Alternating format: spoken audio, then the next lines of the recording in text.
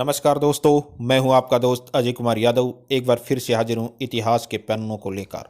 महाभारत का युद्ध इस दुनिया का प्रथम विश्व युद्ध था जो धर्म क्षेत्र कुरुक्षेत्र की भूमि पर लड़ा गया। इस युद्ध में भाग लेने वाले लगभग सभी योद्धा वीर गति को प्राप्त हो गए, चाहे वो पांडव पक्ष के हो चाहे वो कौरव पक्ष के हो। केवल 12 योद्धा जीवित बचे थे जिन्होंने इस युद्ध में भाग लिया। आज हम उन्हीं की जानकारी लेकर आए हैं। सर्वप्रथम 5 पांडव जीवित बचे थे। 5 पांडवों में युधिष्ठिर, भीम, अर्जुन, नकुल, सहदेव। युधिष्ठिर ने इसके बाद देश के ऊपर कई वर्षों तक राज किया। इसके बाद महाधनुधर सात्यकी जीवित बचे थे। सात्यकी यादव सेना के सेनापति थे। यादव सेना ने कौरवों की तरफ से युद्ध में भाग लिया था, जबकि सात्यकी ने पांडवों के पक्ष में युद्ध लड़ा था। सात्यकी ने अर्जुन से ही धनुर्विद्या सीखी थी और प्रण लिया था कि कभी भी अर्जुन के खिलाफ नहीं लड़ेंगे। कृतवर्मा भी यादव सेना के एक बहुत ही साहसी सैनिक थे। भगवान श्री कृष्ण के आदेश पर वो कौरवों की सेना में सम्मिलित हुए थे। उनके अंदर 12 हाथियों का बल था और उन्होंने अनेक योद्धाओं को धराशायी किया था। महाभारत के युद्ध के बाद वो जीवित बच गए थे। अश्वत्थामा द्रोणाचार्य के पुत्र थे। उन्हें अमरता एक शाप के रूप में मिली हुई थी। जब महाभारत का युद्ध खत्म हुआ तो अर्जुन और अश्वत्थामा में युद्ध हुआ। अश्वत्थामा ने ब्रह्मास्त्र का प्रयोग कर दिया तो अर्जुन ने भी ब्रह्मास्त्र का प्रयोग कर दिया।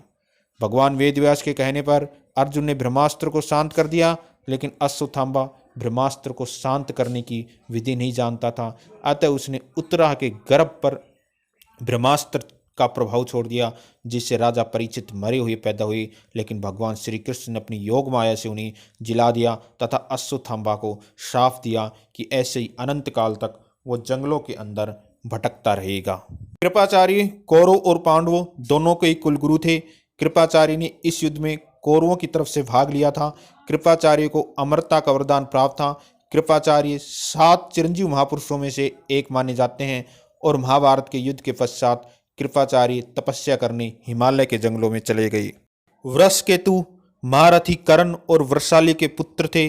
वृषकेतु को कर्ण ने धनुर्विद्या की शिक्षा दी थी। वृषकेतु ने कौरवों के पक्ष में युद्ध किया था। महाभारत युद्ध के पश्चात वो भी जीवित रहे।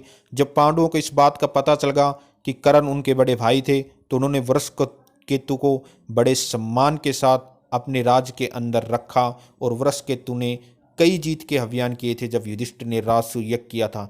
यह धरती पर वो अंतिम योद्धा था जो ब्रह्मास्त्र, आग्नेय अस्त्र, वरुणास्त्र ये चलाने की विद्या जानता था। भगवान श्री कृष्ण ने वृषकेतु को मना कर दिया कि आगे कलयुग आ रहा है और ये विद्याएं किसी को भी नहीं सिखाई जाए। वृषकेतु की मृत्यु के पश्चात ही ये विद्याएं भारत में सदा के लिए लुप्त हो गई। युयुत्सु धृतराष्ट्र का ही एक पुत्र था जो सबसे बड़ा था, लेकिन वह दासी से उत्पन्न हुआ एक पुत्र था। युयुत्सु ने इस धर्म युद्ध में पांडवों की तरफ से युद्ध में भाग लिया था और महाभारत युद्ध के पश्चात युयुत्सु भी जीवित बचे हुए योद्धाओं में से एक थे। इस प्रकार कुल 12 योद्धा इस महायुद्ध के पश्चात जीवित बचे थे। बाकी इस युद्ध में भाग लेने वाले सभी योद्धा वीर गति को प्राप्त हो गए थे। प्रिय मित्रों, आज के वीडियो में इतना ही। हम इतिहास, धर्म, संस्कृति, life management, stress management, motivation से संबंधित वीडियो बनाते रहते हैं। अतः वीडियो को लाइक करें, कमेंट करें, चैनल को सब्सक्राइब करें, अपने भाई को इसी तरीके से सपोर्ट करते रहें। जय हिंद, जय भारत।